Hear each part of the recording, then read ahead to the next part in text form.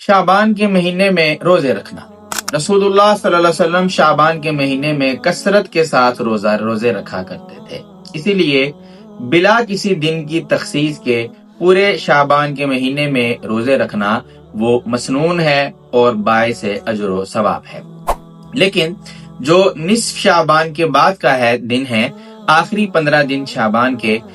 اگر کسی شخص نے پہلے 15 دنوں میں کوئی روزہ نہیں رکھا تو اس شخص کے لیے آخری دنوں میں روزہ رکھنا مکروہ ہے۔ آپ صلی اللہ علیہ وسلم نے اس سے منع فرمایا ہے، اور منع فرمانے کی وجہ کیا ہے کہ جو شخص ان دنوں میں روزے رکھے گا تو اس کو کمزوری لاحق ہو جائے گی، اور امکان ہے، چونکہ یہ عادی نہیں ہے تو امکان ہے کہ یہ رمضان کے روزوں میں کوتاہی کر جائے گا، اس لیے اس شخص کے لیے فقہا لکھتے ہیں کہ اس کو روزہ اب آخری جو 15 دن ہے ان میں نہیں رکھنا چاہیے۔ ہاں، اگر کوئی بندہ پہلے سے رکھتا آ رہا ہے تو یہ اب عادی ہے، اس کو جو ہے وہ کوئی مسئلہ ہونے کا امکان کم ہے،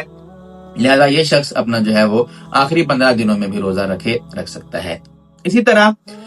جو شخص ہر پیر اور جمعرات کا روزہ یا جو 13، 14 اور 15 تاریخ ہیں ان دنوں کا روزہ رکھنے کا عادی ہو، وہ بھی شعبان کے جو آخری 15 دن ہیں اس میں ان دنوں کے روزے رکھ سکتا ہے۔ ہاں، 30 شعبان کا جو روزہ ہے اس کے بارے میں یہ ہے کہ اگر 30 شعبان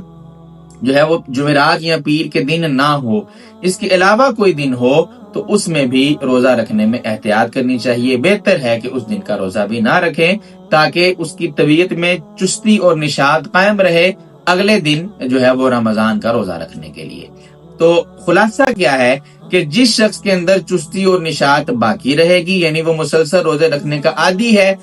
تو وہ بھی رمضان کے شروع تک شعبان مکمل روزے رکھتا رہے۔ لیکن جس کو اپنے آپ پر جو ہے وہ کچھ ڈر اور خوف ہے کہ رمضان میں کوتاہی نہ ہو جائے، ایسے شخص کے لیے بہتر ہے کہ وہ شعبان کے آخری نصف میں روزے نہ رکھے۔ جزاکم اللہ خیر۔